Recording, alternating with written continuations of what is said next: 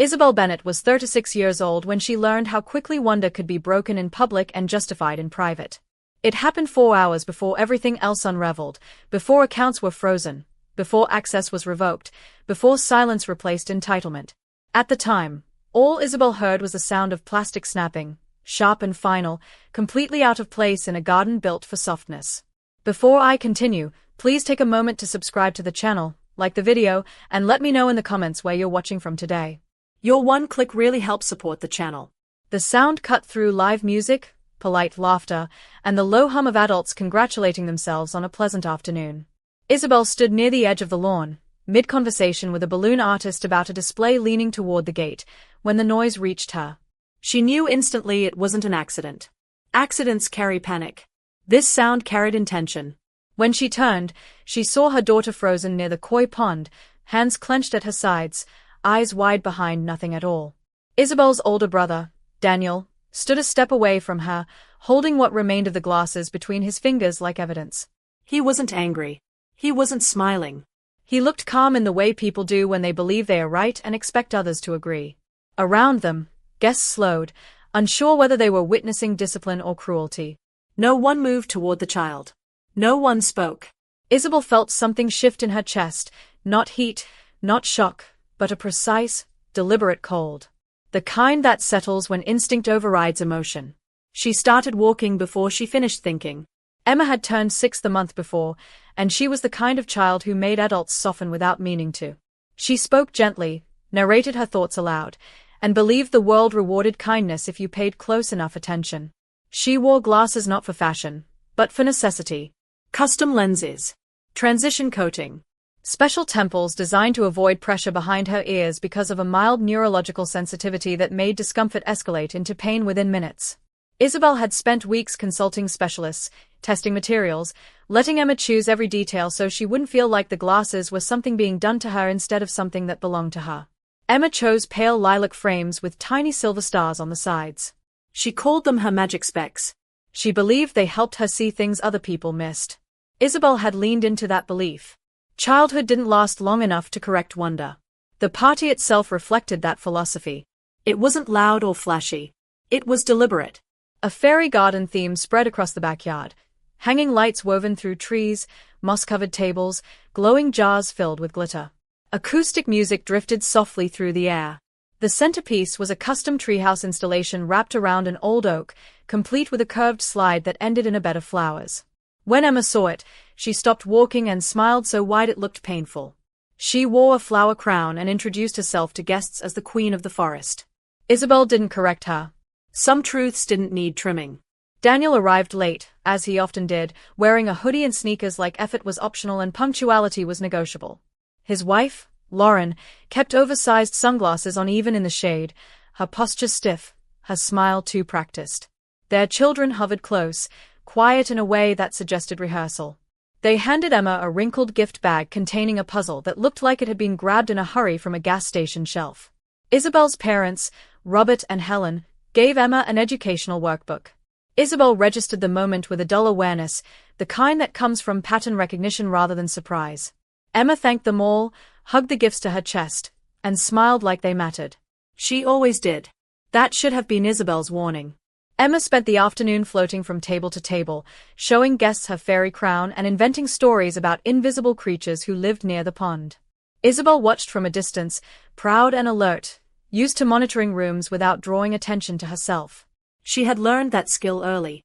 When she stepped away to address the balloon display, everything shifted. The sound came first. Then stillness.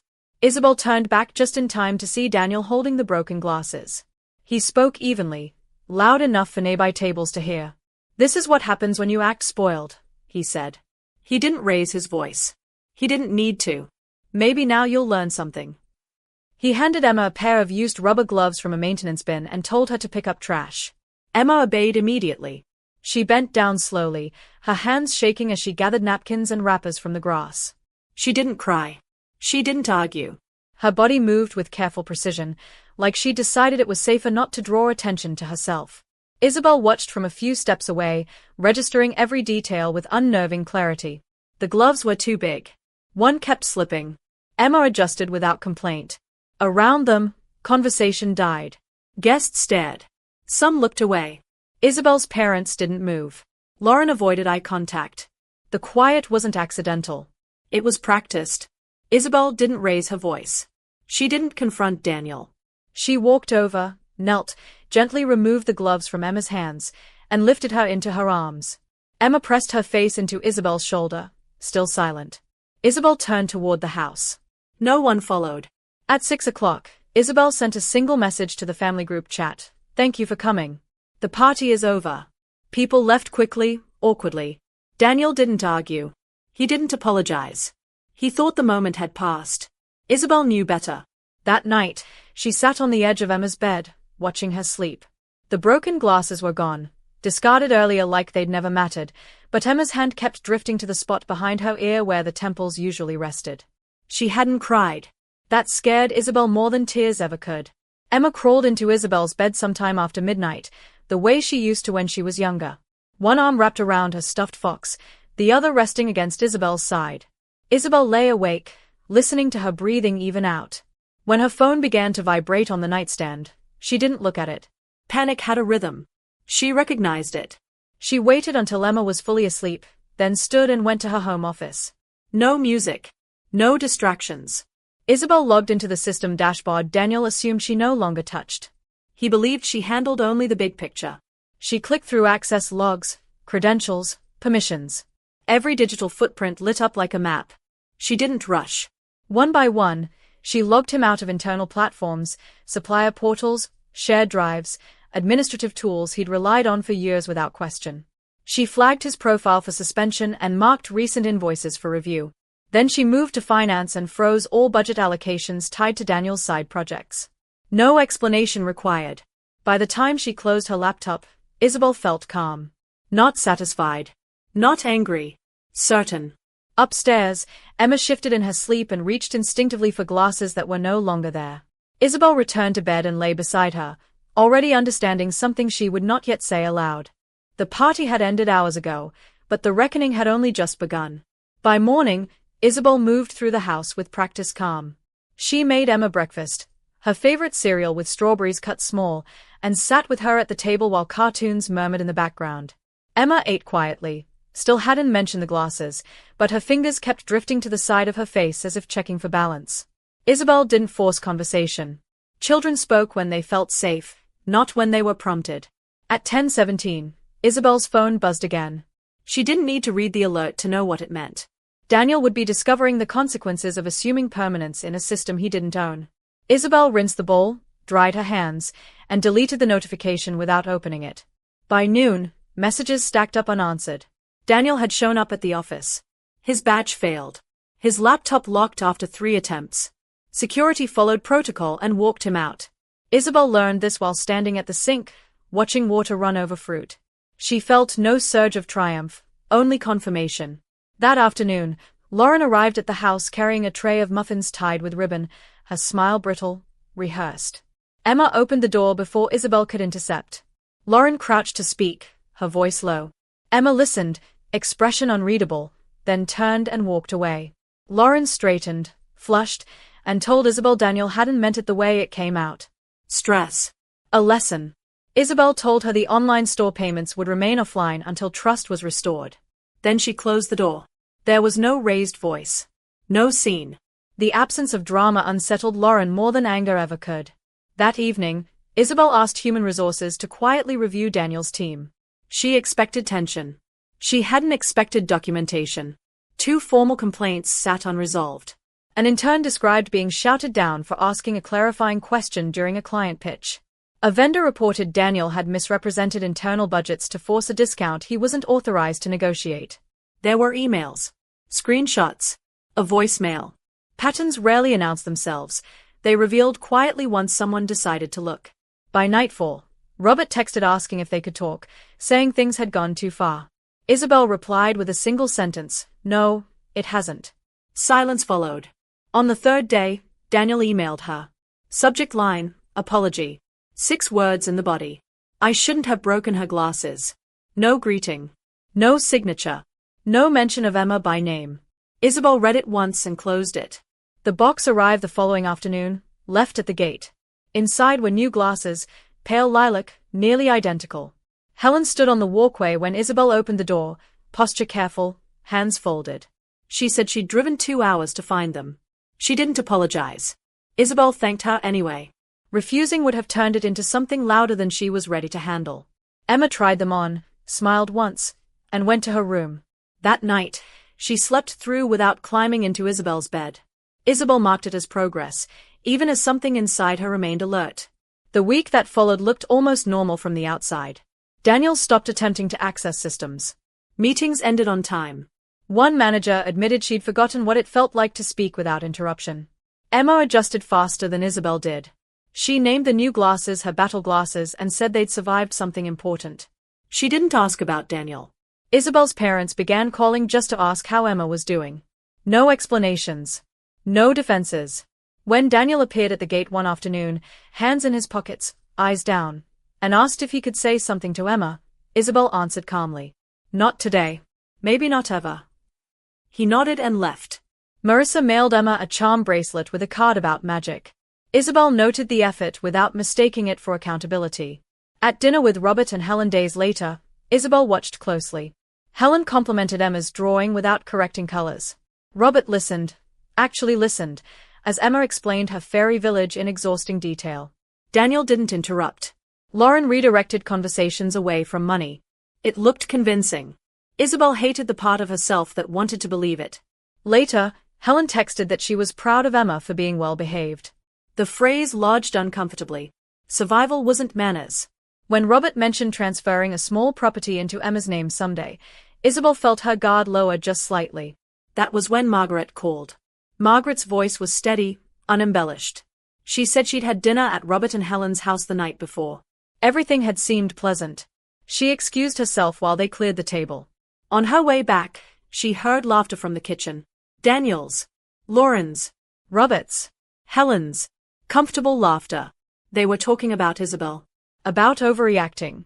About how Emma would turn spoiled if no one stepped in. Daniel joked that at least Emma learned the world didn't bend for rich kids. Margaret said she'd felt her legs weaken and had to grip the hallway table. When she cleared her throat, the kitchen fell silent.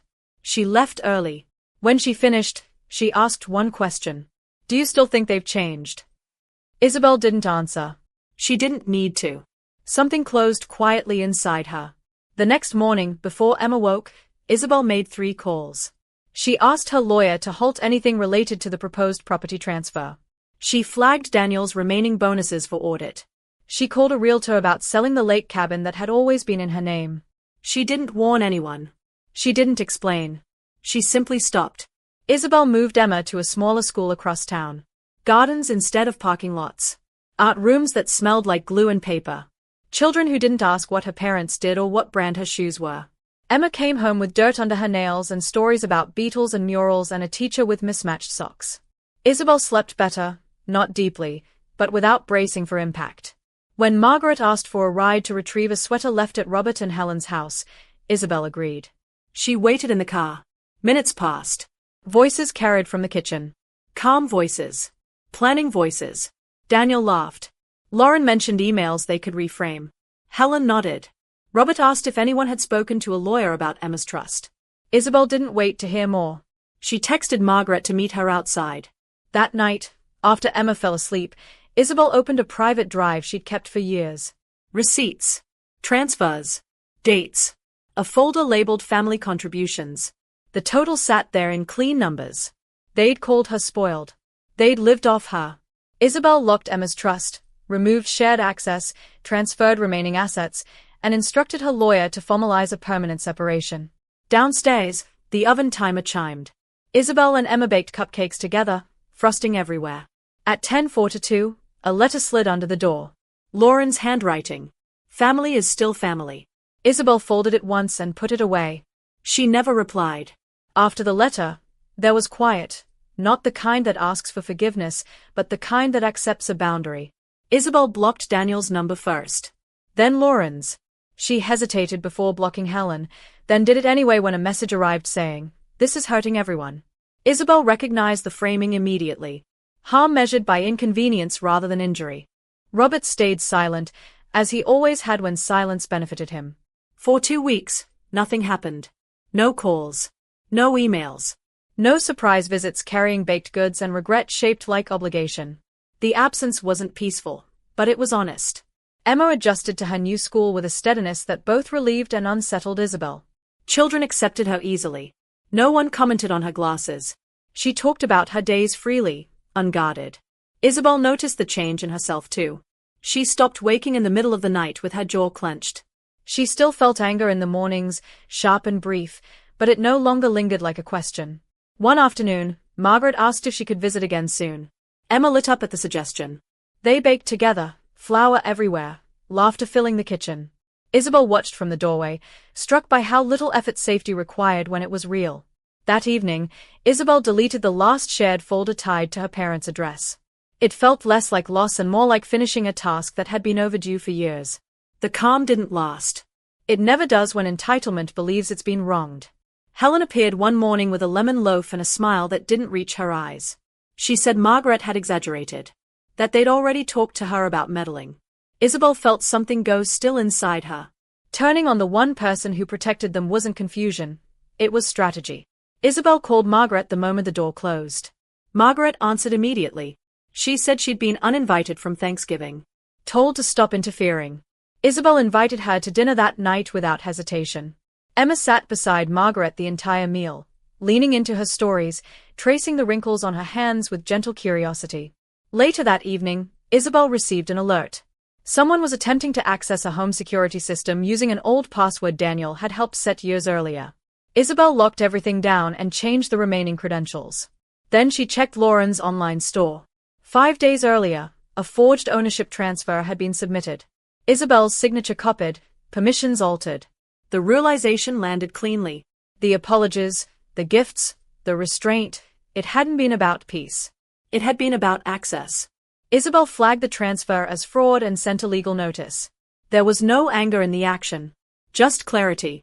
That night, Emma asked if Margaret could visit again and if they could bake cupcakes next time. Isabel said yes and meant it. She deleted every remaining contact tied to her last name. This wasn't punishment. It was self-defense. For weeks afterward, nothing came. No retaliation. No apologies. No attempts at reconciliation. The silence held. Emma thrived. Dirt-streaked knees replaced careful stillness. She laughed louder. She stopped waiting for permission before speaking. Isabel watched closely, cataloguing the ways safety rebuilt itself when it wasn't undermined. One afternoon, Margaret asked Isabel to drive her past Robert and Helen's house to retrieve a sweater left behind weeks earlier. Isabel agreed and waited in the car. The front door was unlocked. Minutes passed. Isabel heard voices through the open window. Calm voices. Planning voices. Daniel laughed. Lauren mentioned screenshots. Helen talked about leverage. Robert asked if anyone had consulted a lawyer about Emma's trust. Isabel didn't move closer. She didn't need to. She texted Margaret to meet her outside. Margaret didn't ask questions. She didn't need answers. That night, after Emma fell asleep, Isabel opened a private drive she'd kept untouched for years. The folder was labeled plainly, Family Contributions. Inside were records spanning a decade, tuition payments, medical bills, rent transfers, legal fees, business bailouts. Dates. Amounts. Notes. The total sat there without commentary. Isabel closed the file and made calls. She locked Emma's trust completely. She removed all shared access. She transferred remaining digital assets fully into her name. She instructed her lawyer to formalize a permanent separation, financially, legally, emotionally. The exhaustion that followed wasn't grief. It was the fatigue that comes from finally setting something down. Isabel slept deeply for the first time in months. In the morning, Emma handed her a drawing. 2 figures under a rainbow. "This is home now," Emma said. Isabel held the paper longer than necessary. Later that day, a letter arrived in Lauren's handwriting. Not an apology. Just disbelief. Family is still family. Isabel folded it once and placed it in a drawer she didn't plan to open again. She never responded. Some statements didn't require rebuttal. They required distance. Life narrowed and improved. Isabel stopped explaining herself to people who benefited from misunderstanding her. Weekends became quieter. Messier. Better. They took short trips.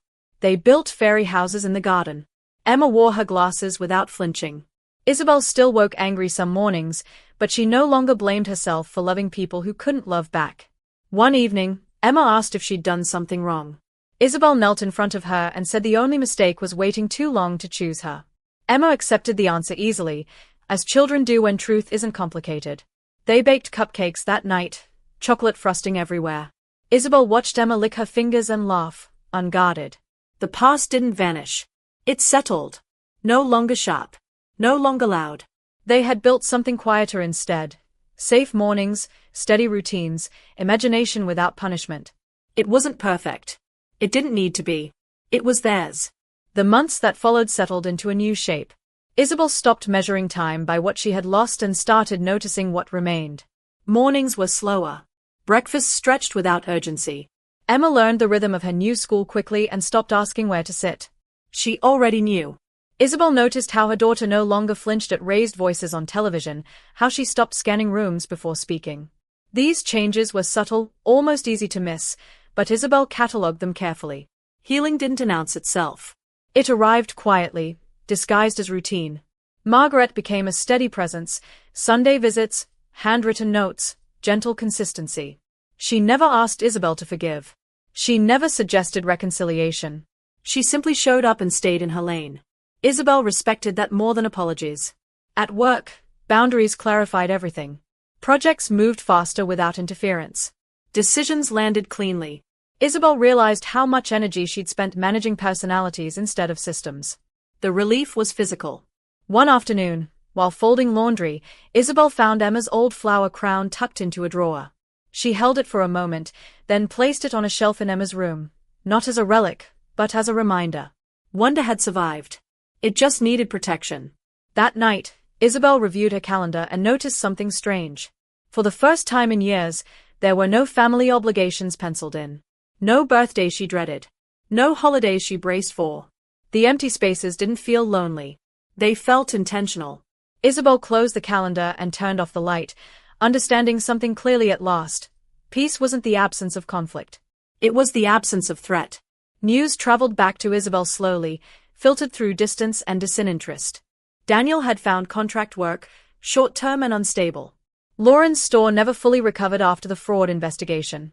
Robert retired earlier than planned. Helen stopped hosting holidays. None of it registered as vindication. Isabel didn't feel victorious. She felt done. There was a difference. Emma asked once why they didn't see certain people anymore. Isabel answered simply. Because they weren't safe. Emma nodded, absorbing it without fear. Safety was something she now understood instinctively. At school, Emma made friends easily. She invited them over without asking permission first, confident the answer would be yes. Isabel watched children trail through the house, shoes abandoned at the door, laughter echoing down the hall. No one commented on the glasses. No one tested boundaries. When one child accidentally knocked Emma's frames off the table, another picked them up carefully and handed them back. Emma said thank you and kept playing. Isabel turned away, blinking harder than necessary. That evening, Isabel received an email from her lawyer confirming the final separation documents were complete. She archived the message without rereading it.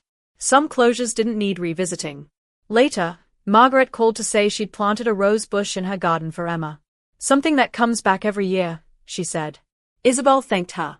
When she hung up, she realized she no longer felt the need to explain her choices to anyone. The narrative had stopped needing defense. That night, Isabel and Emma lay on the living room floor, building a puzzle together. The pieces fit slowly, deliberately. When the picture finally formed, Emma clapped once, satisfied. Isabel smiled. Completion didn't have to be dramatic. Sometimes it was just quiet alignment. Isabel stopped waiting for the other shoe to drop. She had lived too long anticipating retaliation, apologies disguised as leverage, affection tied to access. Now, days passed without tension. Emma's laughter filled spaces that once felt monitored. Isabel began planning again, not defensively, but forward. They painted Emma's room a softer shade of green. They planted herbs in the backyard. Isabel took fewer late-night calls and stopped apologizing for it. One afternoon, Emma came home with a paper crown she'd made at school. It's not for pretending, she explained. It's just because I like it. Isabel helped her hang it on the wall beside the old flower crown. Both belonged there. Margaret visited often, always bringing something small, fruit, Books, stories from her childhood that didn't come with lessons attached. Isabel listened more than she spoke. She learned where the family patterns had begun and where they ended. Understanding didn't soften the boundary. It reinforced it. When the first holiday arrived without invitations or negotiations, Isabel and Emma spent it baking and watching movies. There were no speeches. No traditions forced into place. Just ease. Isabel realized she'd spent years confusing obligation with connection. Now, the difference was obvious.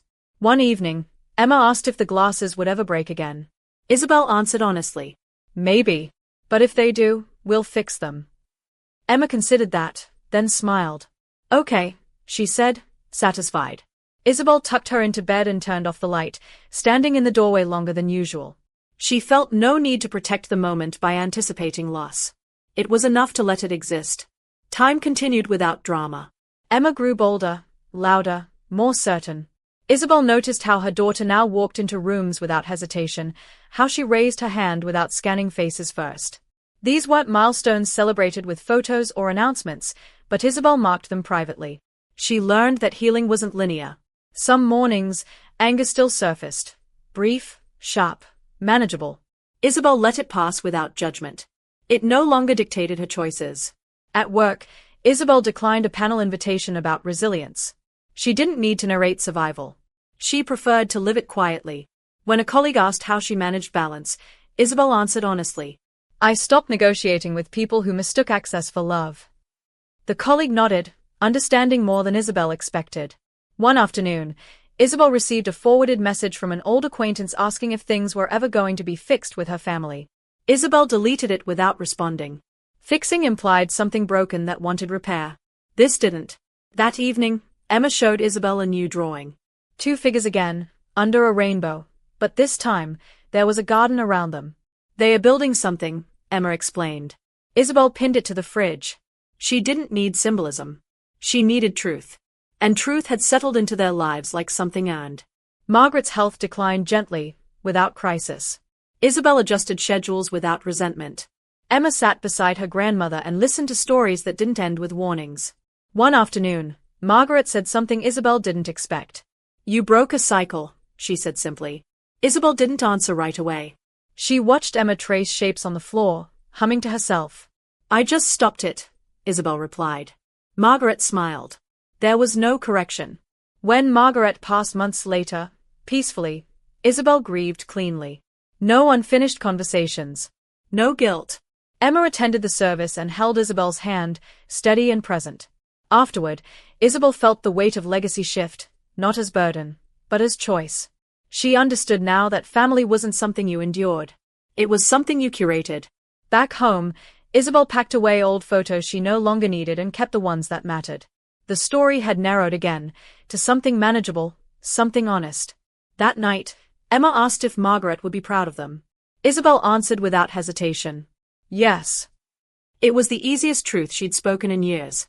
Years later, Isabel would think back to the sound that started everything, the snap of plastic in a garden built for wonder. It no longer carried heat. It no longer echoed. It had become a marker, not a wound. Emma grew into herself without apology. The glasses changed styles, prescriptions, colors, but they never felt heavy again. Isabel never reconnected with the family she left behind.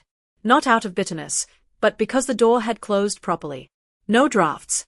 No unfinished edges. Their life was quieter than before, smaller in some ways, but stronger where it counted. Mornings stayed safe.